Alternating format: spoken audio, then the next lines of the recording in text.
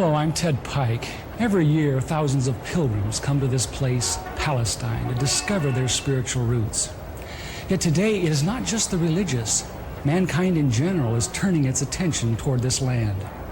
Most of us realize that if World War III erupts, it could begin right here in a collision between Arab and Jew. What are the causes of this conflict between Arab and Jew, a conflict which never seems to go away? Before Zionist settlers came here around the turn of the century, this region was not particularly known for strife.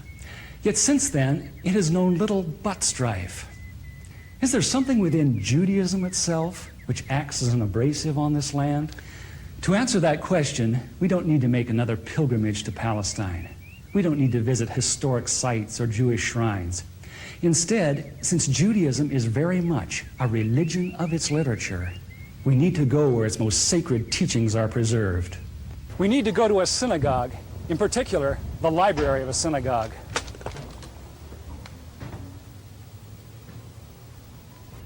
In every synagogue library, we find hundreds of books, but there are a few which tower above the rest in authority. These include the Encyclopedia Judaica, the Universal Jewish Encyclopedia, the Jewish Encyclopedia. In the oldest of these, the Jewish Encyclopedia, we encounter fascinating new perspectives on the inner teachings of Judaism, perspectives which are well known to most religious Jews, but unknown to Christians. Most Christians believe that the Judaism of the Old Testament is very similar to Judaism today. Yet the Jewish Encyclopedia, in its article on Judaism, says modern Judaism and the Judaism of the Old Testament are very different. It says that after Nebuchadnezzar conquered Judah in the 6th century BC and led the Jews to distant Babylon, the Jews were faced with challenges to their faith they had never before experienced. Ever since the time of Solomon, the religion of Israel had centered around the magnificent temple in Jerusalem with its sacrifices and rituals. The question now became, how could one be a true Jew in a very foreign, even hostile environment? The need arose for a certain class of lay priests called scribes or sopherim to interpret the law in this new setting and make it workable. In time, these scribes became what the New Testament calls the scribes and Pharisees, the greatest legal authorities of Israel for all ages. The Pharisees said there were really two inspired revelations to the Jews. There was the written law of Moses received atop Sinai, but there was also the oral tradition acquired by 70 elders who came to the base of the mountain but were forbidden to proceed farther. The Pharisees said that these 70 elders, or Sanhedrin, received a much more extensive and profound revelation than Moses, a revelation which was never written down, yet took precedent over the written law. When Jesus came on the scene, his reaction was to bitterly denounce this counterfeit tradition. Christ said the Pharisees, by their tradition, had made the law of God of none effect. He considered the Pharisees the most dangerous leadership Israel ever had.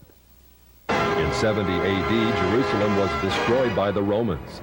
Although Jewish sects such as the Sadducees now disappeared, the Pharisees emerged with even greater power over the Jewish people. The Jewish Encyclopedia describes the new role of the Pharisees. With the destruction of the temple, the Sadducees disappeared altogether, leaving the regulation of all Jewish affairs in the hands of the Pharisees. Henceforth, Jewish life was regulated by the Pharisees. The whole history of Judaism was reconstructed from the Pharisaic point of view. Pharisaism shaped the character of Judaism and the life and thought of the Jew for all of the future. In 135 AD, all Jews were expelled from Palestine. The Pharisees led most Palestinian Jews in a mass migration back to Babylon. The majority of Jews were already in Babylon and had been since the time of Nebuchadnezzar 600 years earlier.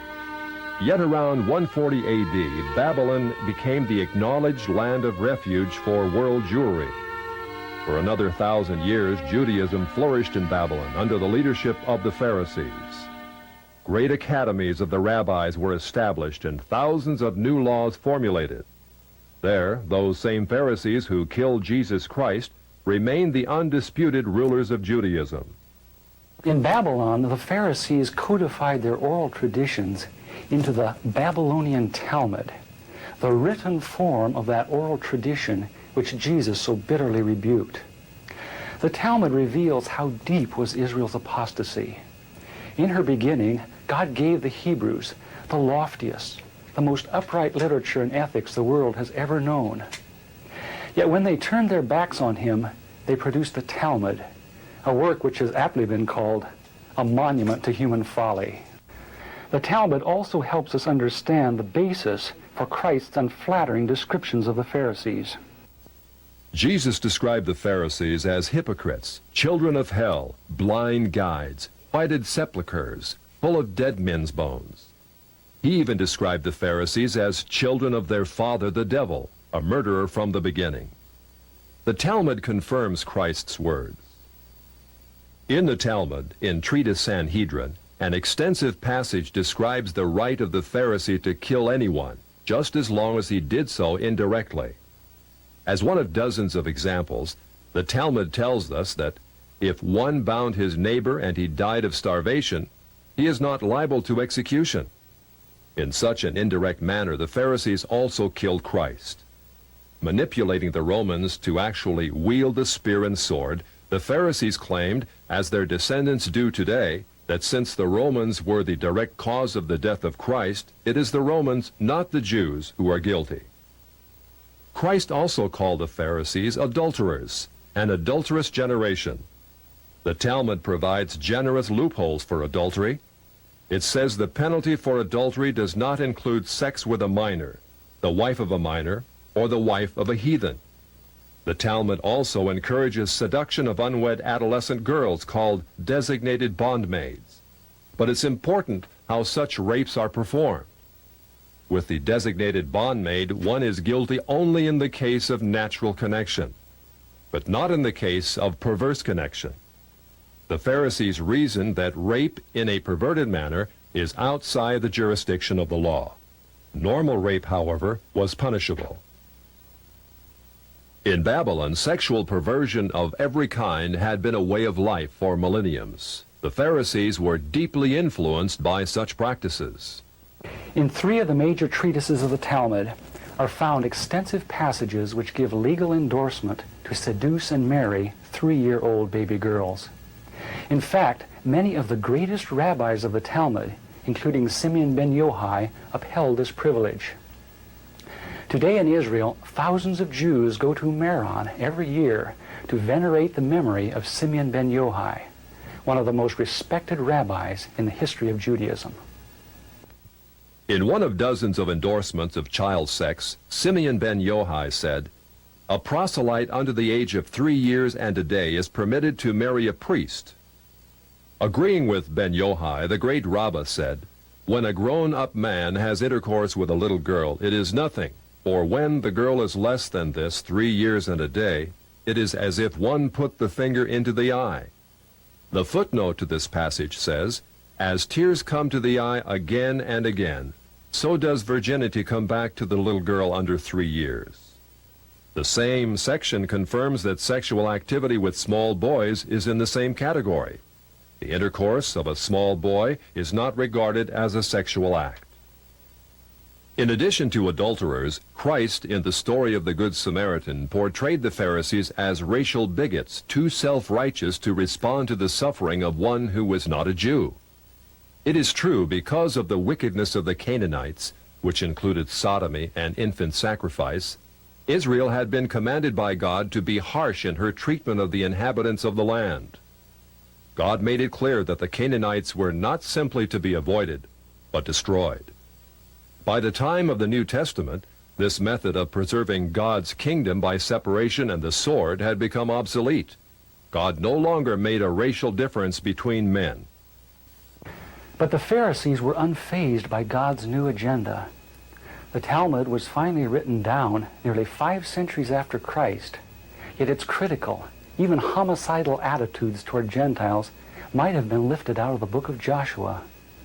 However, the quickest way to grasp the Talmudic view of Gentiles is not directly from the Talmud, but from the Jewish encyclopedias. If we quote an isolated opinion from the Talmud, a rabbi may quickly object, saying, "But that is not the overall opinion of the Talmud.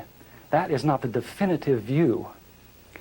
What the Jewish Encyclopedia provides us is a definitive overview of perhaps hundreds of rabbinic statements on any subject, giving us accurate summaries of what the Talmud generally teaches. In its article on Gentiles, the Jewish Encyclopedia begins to define what makes a Jew so different from a Gentile. According to the rabbis, only Israelites are men.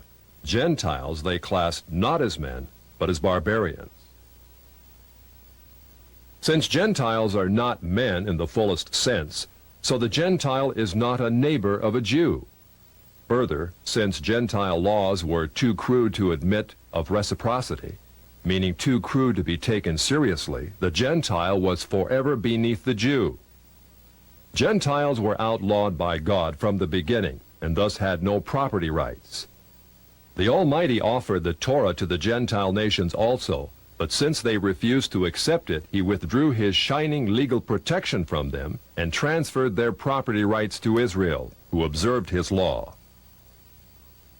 Since the Talmud outlawed the child, or issue of a Gentile, as that of a beast, a Gentile had as little legal rights in a Jewish court as did an animal. The Talmud states that if a Gentile sue an Israelite, the verdict is for the defendant, the Israelite. Conversely, if the Israelite is the plaintiff, he obtains full damages. Because the Talmud conspires against Gentiles, if a Jew was ever caught telling a Gentile what the Talmud really says, such a person deserves death. So vile was the nature of a Gentile that the great Simeon ben Yohai said, "The best among the Gentiles deserves to be killed. The best of snakes ought to have its head crushed." Jews, however, are exalted beings in the Talmud, worthy of praise. Christ described the Pharisee who blessed himself, saying, "I thank thee, Lord, that I am not as other men." An eminent Talmudic rabbi says the same. "Blessed be thou, who hast not made me a Goy, or Gentile." There is a special antagonism between the Talmud and Jesus. The Talmud attacks him everywhere it can, even his mother. Mary, the Talmud says, was a whore who mated with carpenters. She who was the descendant of princes and governors played the harlot with carpenters. It naturally followed that the scribes declared Christ to be a bastard. In its article on Jesus, the Jewish Encyclopedia says that Jewish writings defame Christ. It is the tendency of all these sources to belittle the person of Jesus by ascribing to him illegitimate birth, magic, and a shameful death. Jesus, according to this article, was considered one of the three worst enemies of Judaism who came to an ignoble end. The Talmud says they subjected him to 4 deaths: stoning, burning, decapitation, and strangling. The Talmud also says he is now in hell, punished with boiling hot excrement. What is Christ's advice as he speaks to us out of hell? The Jewish Encyclopedia quotes Jesus as telling us above all to bless the Jews. He says, "Further their well-being. Do nothing to their detriment. Whoever touches them touches even the apple of his eye." Christians, as followers of the false prophet Jesus, also deserve death. The Jewish Encyclopedia again recaps the Talmud's position. A Gentile observing the Sabbath deserves death. It says the Talmud's hatred was probably directed against the Christian Jews. These Judeo-Christians, evasively called Min, Minit, or Minim, were considered by the rabbis to be the most dangerous form of heretics of ancient times. The New Testament Gospels were writings which the rabbis considered more dangerous to the unity of Judaism than those of the pagans. A Talmudic rabbi said, "The writings of Christians deserve to be burned, for paganism is less dangerous than Minute or Christianity." The Jewish Encyclopedia, in its article on Min, continues to illustrate the Talmudic hatred of Christianity. Again, we must remember, Minim usually indicates the Judeo-Christians. It was forbidden to partake of meat, bread, or wine with the Christian. Scrolls of the law, tefillin, and mezuzot written by a Christian were burned. An animal slaughtered by a Christian was forbidden food. The relatives of the Christian were not permitted to observe the laws of mourning after his death, but were required to assume festive garments and rejoice. The testimony of a Christian was not admitted in evidence in Jewish courts, and an Israelite who found anything belonging to one who was a Christian was forbidden to return it to him. The Pharisees, through their Talmud, thus gave the Jews an ethic which encouraged bigotry and isolation. But it did worse than that. It invited persecution. By the 11th century, the inhabitants of Babylon, growing weary of the self-righteousness and dishonesty of the Jews, expelled them to the west. Migrating across North Africa and Central Europe, the great majority of Jews who had lived in Babylon for almost 1,600 years now began to find their destinies in the cities of the West. Yet in coming to the West, found their Christian neighbors extremely intolerant of the antisocial deviations Jews had taken for granted in Babylon. In order to survive, it was necessary to abandon such Babylonian traditions. But that was not as easy as it sounds. For 1,000 years, the Pharisees had commanded such deviations. Most Jews could not bring themselves to defy the authority of the Pharisees. Enter one of the giants of Judaism of all time, the great Maimonides. Maimonides, a physician and philosopher, knew that no Jew who practiced Babylonian perversions could remain alive in Christian lands. He attempted to harmonize Greek philosophy with the best points of Judaism. He hoped his rationalizations would enable Jews to abandon their antisocial customs. Yet Maimonides was only partly successful. He was excommunicated by the Jewish community on the charge of making new laws. Nevertheless, his moderation and intellect did in fact temper the old Judaism of Babylon. Gradually over the centuries, Jews abandoned immoral practices of the Talmud. Such practices are not observed today. In fact, most Jews are so ignorant of the Talmud itself that they do not even know that such teachings exist within their sacred literature. Yet the fact remains that when the Jews came to the West in the Middle Ages and attempted to accommodate the Talmud to Christian society, a tremendous conflict was created. In Babylon, Judaism could be perfectly consistent with the teachings of the Pharisees because the Babylonians were immoral as well. In Christian lands of the West, it became necessary to pretend that many of those teachings did not exist. Even today, religious Jews continue to venerate the Pharisees and their Talmud as the greatest source of light that Judaism will ever know. Yet, living in Christian lands, no Jew can fully perform what the Pharisees commanded. This conflict in Jewish responsibility has created a dilemma over the last 1,000 years from which Jews in the West have not emerged. Yet even before Maimonides came on the scene in the 12th century, another dilemma was being created in Judaism far to the east. This was a dilemma not concerning the doctrines of the Jews, but over who actually was a Jew.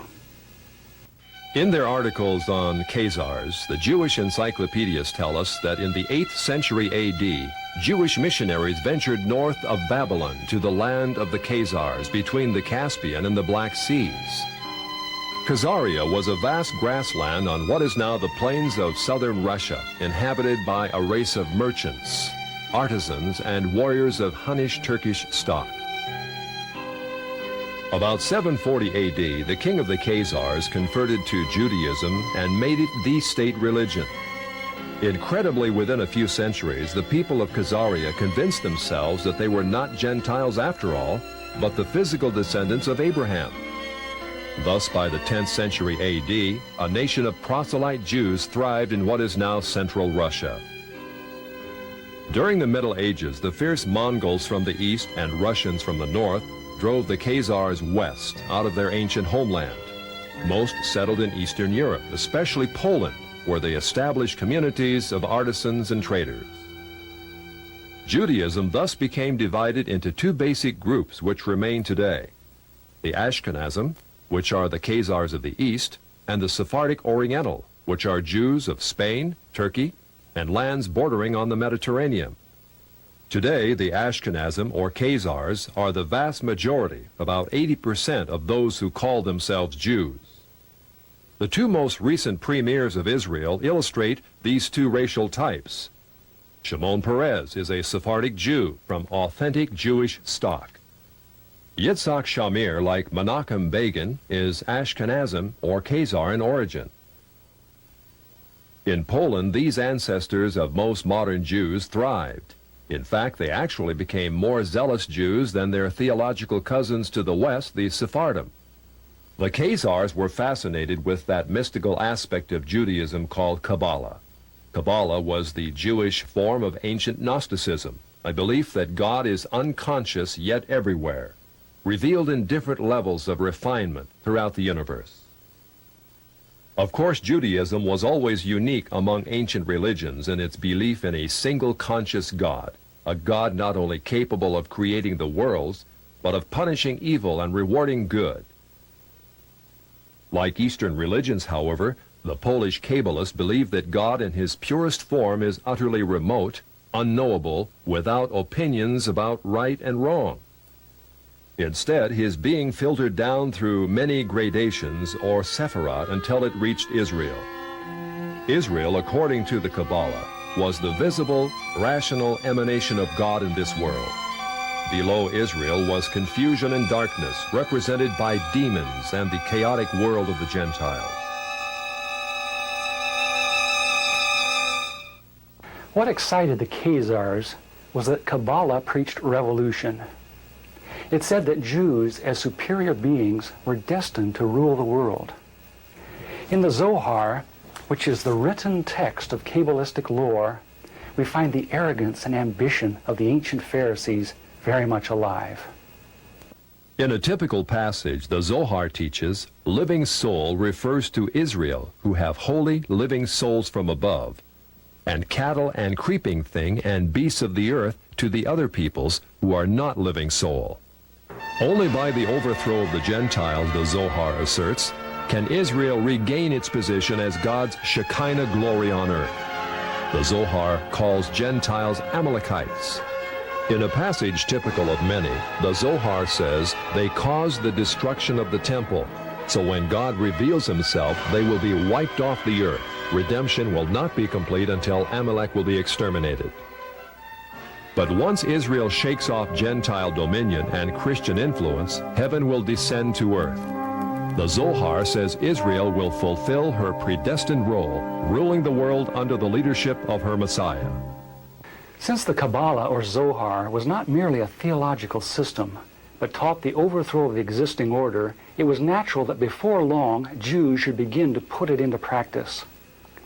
With the age of Voltaire and the so-called Enlightenment during the 18th century, we see a host of Jewish Kabbalists migrating west out of Poland and penetrating the very capitals of Europe.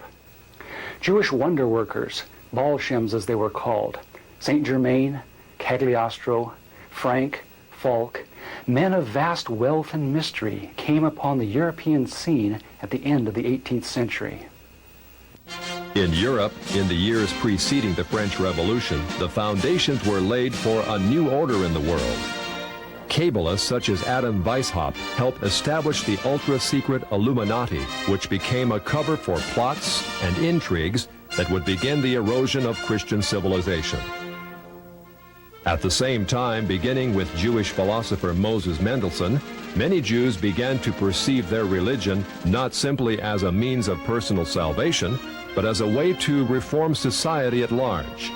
Many Jewish activists said that, starting with such revolutionaries as Moses and the prophets, Israel had always had the social objective of righting injustice and taking the part of the downtrodden. It was the duty of every Jew, they said, to come to the aid of the oppressed working masses, called the proletariat, in their historic struggle against capitalistic bondage. Many Jews thus came out of the ghetto and took part in all the great revolutions of the 19th century, including the Revolution of 1829 and the Revolution of 1848. It is thus not surprising that as the 20th century dawns, we find Jews turning their attentions to the overthrow of one of the last monarchies still opposing Jewish advancement, the Romanov dynasty of Russia. It is well known that the Jews had long hoped to overthrow the Tsar. It was natural then that Jewish philosophers such as Moses Hess and Karl Marx should contrive a philosophy that could make such overthrow possible. It was also natural that international Jewish bankers of New York, London, and Hamburg should finance it. The U.S. State Department, in its 3-volume report on the origins of communism in Russia, published in 1931, reveals how Jewish-controlled German banks under the leadership of Max Warburg conspired as early as 1914 to send large payments to Lenin, Trotsky, and others in their attempts to bring down the Tsar. As part of this conspiracy, Jacob Schiff, head of the New York Jewish banking house of Kuhn Loeb, invested at least $20 million, which would be close to $1 billion today, toward the establishment of Bolshevism in Russia. In its article on socialism, the Jewish Encyclopedia, published in 1905, really admits that Jews in Russia were ripe for revolution. In Russia, socialism, has become a movement of the Jewish masses. The later Encyclopedia Judaica tells us the communist movement and ideology played an important part in Jewish life, particularly in the 1920s and 1930s, and during and after World War II. The Judaica, in fact, presents an extensive list of the most powerful Jewish leaders of Bolshevism, which included Trotsky, Sverdlov, Zinoviev, Kamenev, Litvinov, Kaganovich, and many others. The Judaica also tells us just how many Jews filled the communist ranks. It says anti-Semitism drove the bulk of Russian Jewish youth into the ranks of the Bolshevik regime. When the white Russian patriots heroically attempted to regain their freedom from the Jews, the Judaica says compact Jewish masses were utilized by the Bolsheviks to suppress such counter-revolution. Clearly, Jews and native Russians were engaged in a death struggle over the destiny of Russia.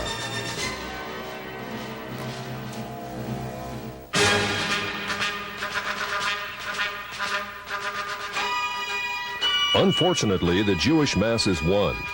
A rare photo shows the First People's Commissariat. From left to right are Uritsky, Trotsky, Zinoviev, Sverdlov, and Kaganovich, all Jewish. In 1918, intelligence services of the Western powers were buzzing with reports that communism was an international conspiracy fomented by atheistic Jews. British, Dutch, American, and other intelligence reports confirmed that Jews filled the Bolshevik ranks and that as much as 75% of all Soviet commissars were Jewish. In the Illustrated Sunday Herald of February 8, 1920, Sir Winston Churchill commented on what had almost become public knowledge. There is no need to exaggerate the part played in the creation of Bolshevism by these international and for the most part atheistical Jews. It is certainly a very great one. In the decades following the revolution, the question became, how much influence do the Jews still exert on the Soviet experiment? Although many of the Jewish kingpins in Bolshevism perished in Stalinist purges in the late 30s, none other than Nikita Khrushchev gives us an eye-opening view of just how many Jews were still in the Soviet government.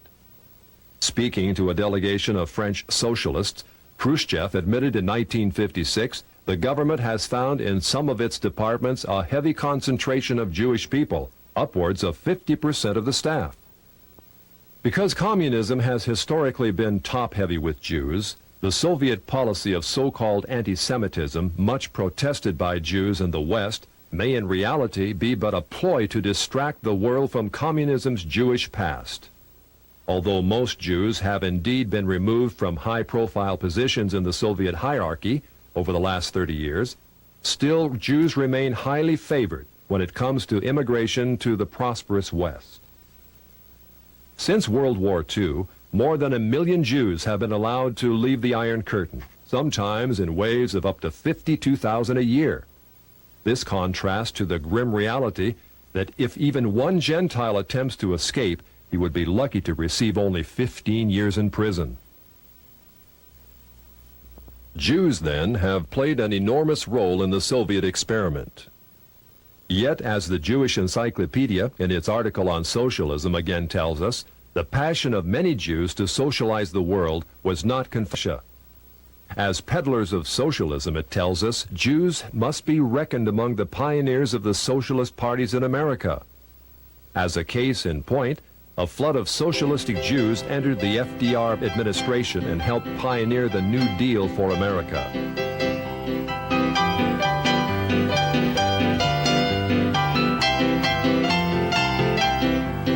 The Encyclopedia Judaica says Roosevelt's liberal policies endeared him to the Jewish community, which shared with him an overriding commitment to the welfare state. It is very significant that in letting left-wing Jews into his administration, FDR set in motion a conspiracy that was soon to have the gravest repercussions.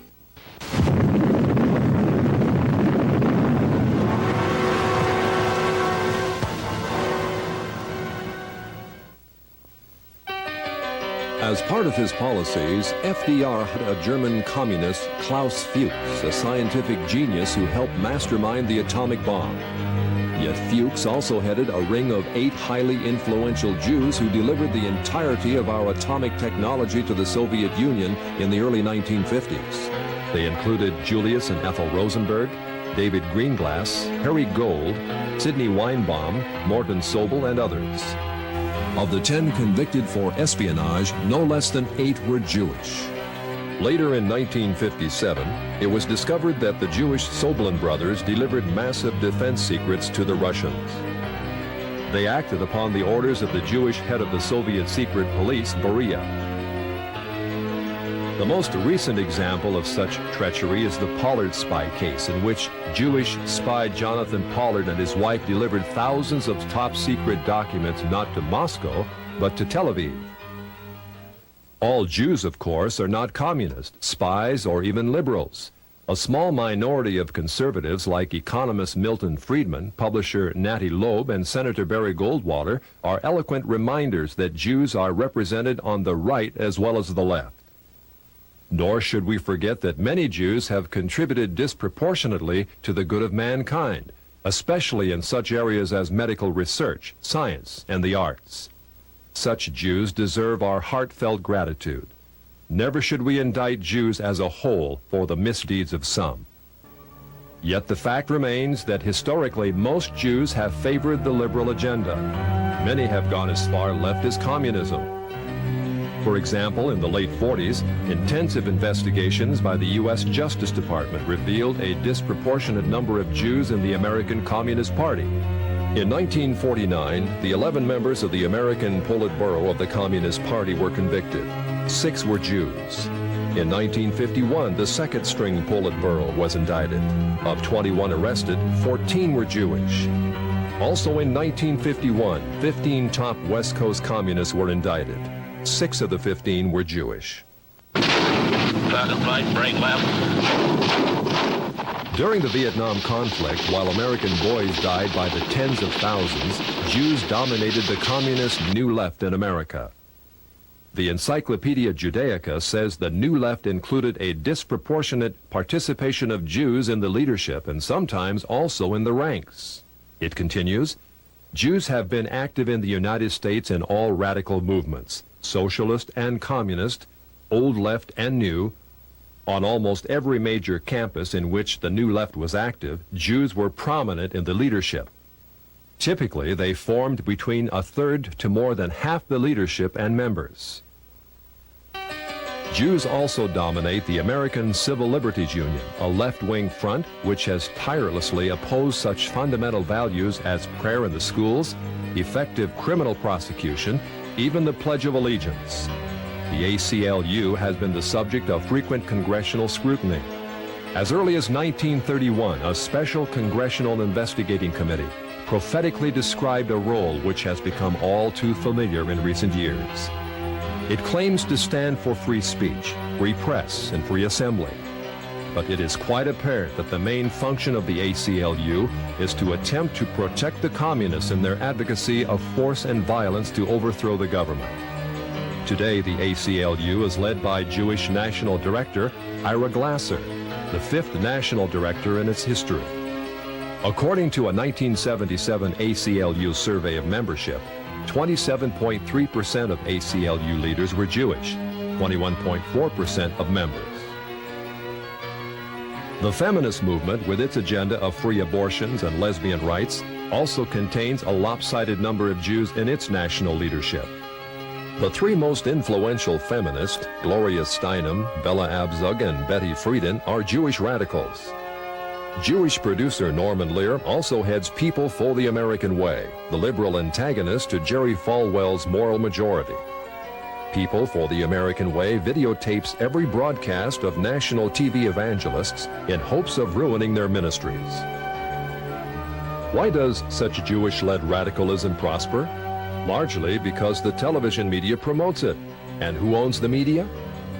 In its article on television, the Encyclopedia Judaica reveals that the big three television networks are Jewish-founded and controlled. David Sarnoff founded NBC in 1926. CBS was founded under the presidency of William S. Paley, also Jewish. ABC was an outgrowth of the NBC network, and another Jew, Leonard Goldenson, became its president. Gentiles usually occupy the visible out-front positions, but each of the three networks remain under Jewish influence or control.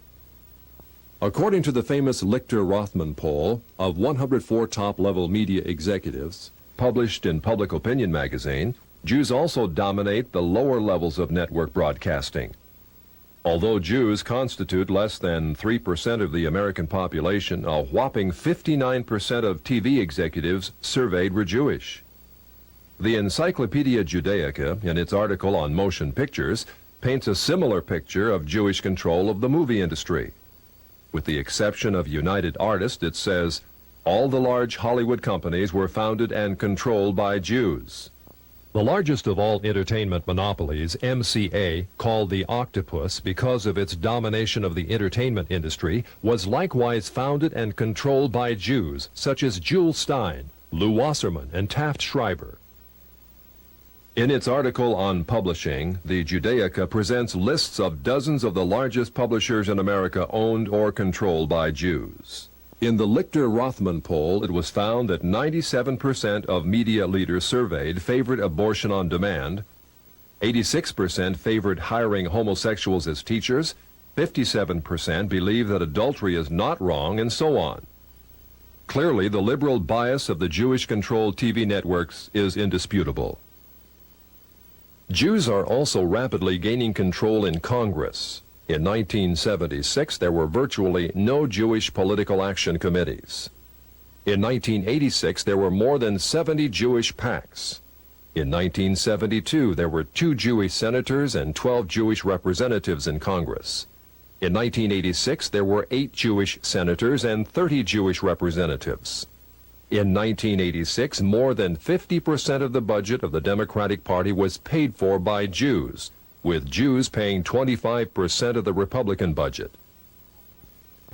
As our study in the synagogue library reveals, there does exist a tendency toward Jewish domination of our society. Where is all this headed? The Right Honorable Winston Churchill wrote, "It may well be that this same astounding race may at the present time be in the actual process of producing another system of morals and philosophy as malevolent as Christianity was benevolent, which, if not arrested, would shatter irretrievably all that Christianity had rendered possible. It would almost seem as if the gospel of Christ and the gospel of Antichrist were destined to originate among the same people."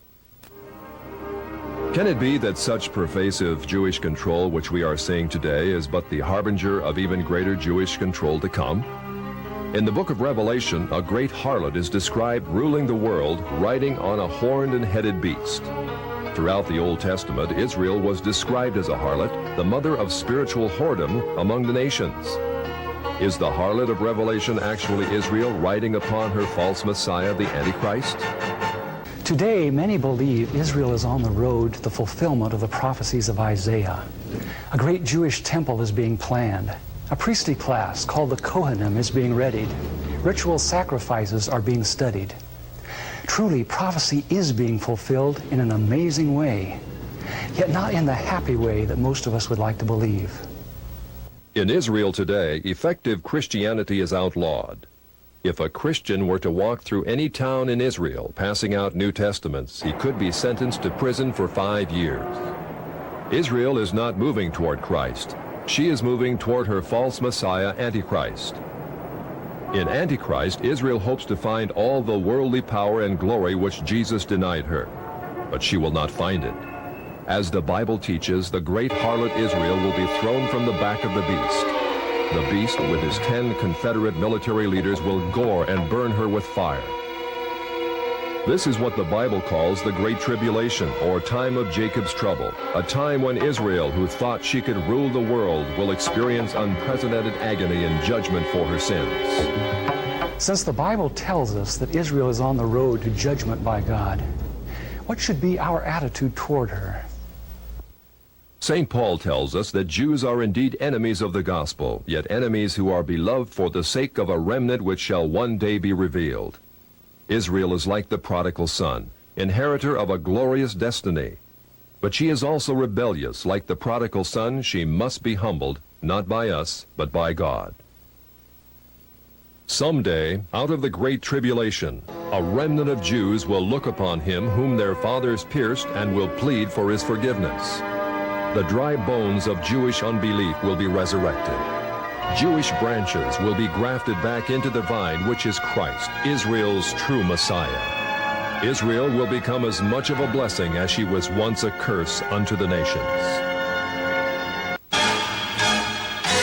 But there have always existed those who cannot see the big picture, who cannot wait for God to finish his controversy with Israel on his terms. Throughout history, movements have erupted which have attempted to solve the so-called Jewish problem in the most direct way.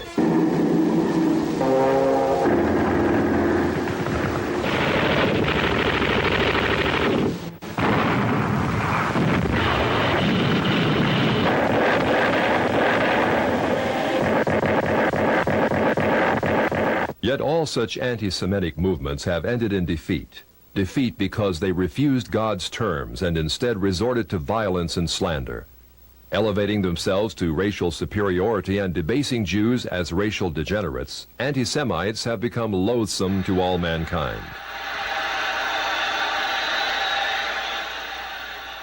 In contrast, the Bible presents the perfect approach to this problem. All the prophets were heavily burdened, even angry at the transgressions of Israel. Yet when they spoke out, it was as God led them.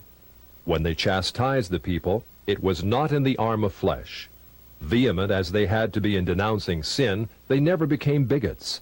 Their message was on the highest ethical level.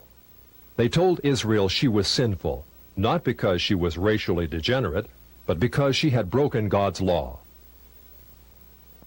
As would be expected, all the prophets were accused of being negative, even anti-Semitic. Jewish King Ahab called the prophet Elijah an enemy of his regime. Jeremiah was accused of being against his own people in favor of the Chaldeans. Micaiah was described as never speaking anything good, but only criticism. Even Christ and the apostles were called enemies of the Jews, yet they spoke out.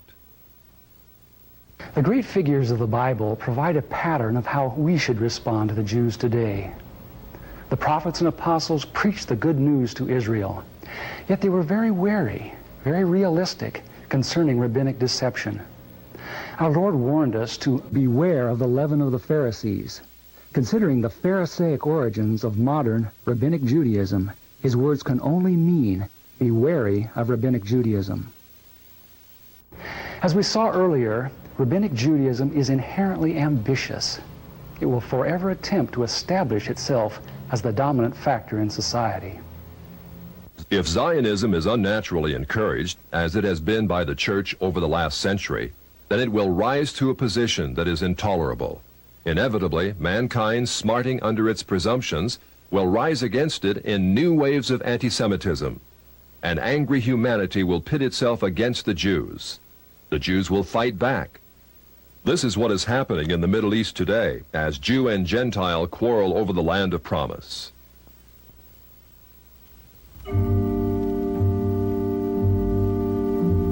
Who owns this land? In her beginning, God promised that through the physical people of Israel, a spiritual blessing, Jesus Christ, would be given to the world. Just as a physical people was necessary, so also was a physical land. Throughout the Old Testament, God repeatedly tells the Hebrews that the land of Palestine is promised to them and their seed forever. Yet in order to occupy this land, Israel must be obedient to him. If not, God repeatedly demonstrated in the Bible that he would actually invite the peoples surrounding Israel to invade and occupy. Only when the Hebrews finally cried unto God in repentance did he allow them to possess a land dedicated to obedience. God's demand for obedience is thus a standard before which both Christian and Jew must bow. Moses, a spiritual colossus, wanted to go into the land, but God would not let him because of one infraction. Today, Israel has rejected God's Son for 20 centuries and given first allegiance to those who crucified him, the Pharisees. Yet we are told that God is delighted that they dwell in the land. Does obedience no longer matter? It does. Someday, as in the days of Joshua and Nehemiah, Israel will give God the obedience he demands. They will return to this land in blessing. But until that time, as long as Israel continues to force her unbiblical occupation on the Arabs, this region will only know strife. The Arab world will continue to try to expel the Jews. The Jews will strike back and forth, generation after generation. The discord will be unending. This land will continue to bleed. It is the duty of every Christian to support the humanitarian needs of Jews, to preach the gospel to them. But it is not our duty to assure them that a land of promise may be occupied without obedience. Neither is it our duty to fight a war in the Middle East in defense of Israel's unbiblical claim. It is time we return to God's law, a law as old as this land, as old as the God who gave it to the Jews. If we ignore God's requirement of obedience, we only postpone that glorious day when Israel will become what she was meant to be, a place of rest and healing to the nations. If America is to continue to possess her land of blessing, she also must return to the God of her fathers. It is true, the Bible prophesies that Jewish international control, or Babylon the Great, will gradually come to dominate the world. Yet the Bible also promises that if a nation turns to him in repentance, he will postpone the judgment he himself has predicted. God is already showing us how he can slow down the Zionist timetable. In 1982, Israel invaded Lebanon, ostensibly to destroy the PLO threat from the north. Yet in doing so, she unleashed a reign of barbarity and destruction unequaled in this decade. Not only did Israel bomb Beirut to rubble, killing thousands of civilians, but she actually encouraged the infamous Shatila massacre by providing aerial lighting for the three-day slaughter of hundreds of innocent victims. Despite the bad publicity surrounding such atrocities, Israel was confident that her massive firepower and support from America would make Lebanon her conquered colony to the north. Yet God judged Israel. Like Pharaoh in the Red Sea, he caused Israel to flounder. Today, Israel is a nation in turmoil, divided, unable to regain the respect of the world. Although Jewish power continues to increase ominously in the United States, the fact means that God is able to slow it down, but only if we as a nation turn again to our Creator. We must repent of the national sins which have weakened our moral fiber and allowed the forces of Satan to dominate us. In a moment, we'll explain how you may educate others concerning this threat. Yet education in itself is not enough to hold back a demonically empowered conspiracy. We have to have God's power, a power which only comes through total consecration to Him. The communist movement demands that every true Marxist be willing to give up everything, even his own life, for the cause. If we are to have power against the Antichrist, we must do as much. We must give our lives totally to Christ, willing to do anything, give up anything he might ask. Only by such a death to inner hidden rebellion can we really have power in the spiritual realm. Only by such sanctification can we know what it is to walk with God as true Christian soldiers, capable of action, but also of hearing the Holy Spirit's voice of love and restraint. The first step toward holding back Zionist expansion is thus national revival, a transformation of hearts that begins in each one of us and then spreads across this broad land. But just as importantly, the church in America must turn from its unconditional support of Israel. For 3/4 of a century, the church has aligned itself with bloody and arrogant men in the Middle East. In bidding them Godspeed, it has become a partaker of their injustices. Tragically, such a policy has alienated the Muslim world from the gospel. Because the church has historically ignored the plight of the Palestinians and sided with their oppressors, the Israelis, the Arab world has closed its ears to the message of Jesus Christ. In fact, by giving unconditional approval to Israel, the church, more than any other institution, has helped build up the walls of that system, which will ultimately become Babylon the Great. The church must now face the fact that Israel today is not the fulfillment of the sublime prophecies of the Old Testament, prophecies which are conditional upon obedience. Instead, modern Israel is the first stage in Satan's plan to take this world from Christ and give it to Antichrist, Israel's false Messiah, who will rule the world from Jerusalem. This scenario is borne out by none other than Prime Minister David Ben-Gurion, one of the great founders of Israel. Recorded in an astonishing article in Look magazine, Ben-Gurion predicted that a one-world system presided over by Jerusalem will be set up in the near future. All continents will become united in a world alliance, at whose disposal will be an international police force. All armies will be abolished, and there will be no more war. In Jerusalem, the United Nations, a truly united nations, will build a shrine of the prophets to serve the federated union of all continents. This will be the seat of the Supreme Court of mankind, to settle all controversies among the federated continents, as prophesied by Isaiah. Ben-Gurion's vision of Israel in dominion of the world is identical with the vision of the great harlot, ruling the nations, as given in Revelation 17. Yet it's a vision which may be postponed.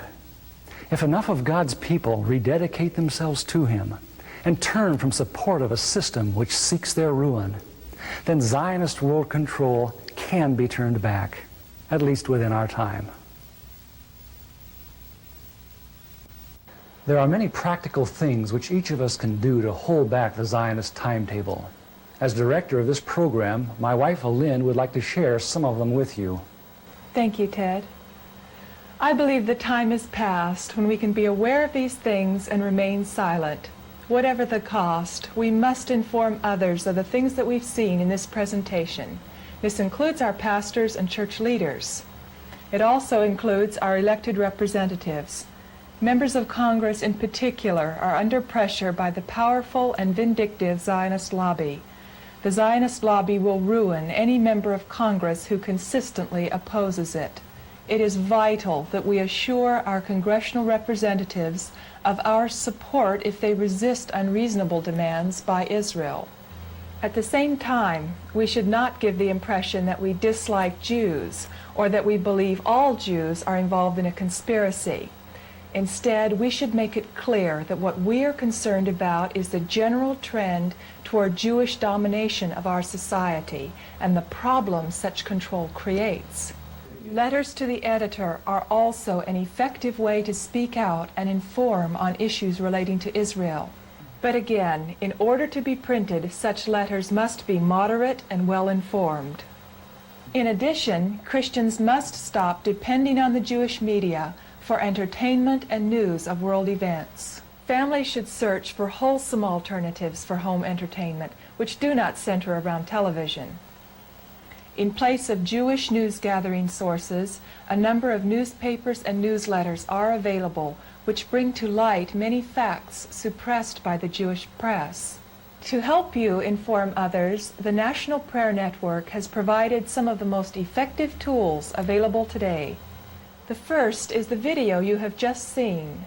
When shown to Bible studies, churches, and civic groups, this documentary has an unmatched record for educating your friends and neighbors. In addition, the National Prayer Network provides 3/4-inch video cassettes of the Other Israel video for airing on cable TV stations nationwide. Every major city in America contains at least one cable access station which plays video productions the public supplies. You can take them a 3/4-inch copy of the Other Israel. If it suits their schedule, they will play it before thousands of viewers. Through ads in newspapers, church bulletins, and other means, you can publicize your own showing of the Other Israel. Also highly effective is Ted's fascinating book, Israel, Our Duty, Our Dilemma.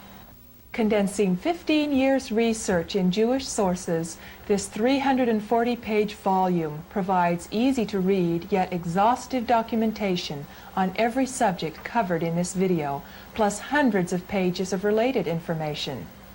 This groundbreaking book has been ordered by more than 18,000 pastors in America. Dr. Everett Sullivan, defender of liberty in Nebraska, sums up what thousands have felt. This is the one book every Christian should read. In a moment, we will tell you how you may obtain the video and book. Thank you, Elaine. It's undeniable that there exists a great conflict between the forces of good and evil for control of this planet. Yet there also exists a host of people just like you that are catching on to the Zionist agenda. However, it's not enough just to know the score on Zionist ambitions. We have to spread the word to others. Will you join with Elaine and me as we do just that? Here's how you can obtain the tools to wake up your church and community. Our Duty, Our Dilemma is available for $15.95 postpaid. The Other Israel video is available for $22.95 postpaid. Order from Truth Tellers, P.O. Box 828, Clackamas, Oregon 97015, or visit us on the web at www.truthtellers.org.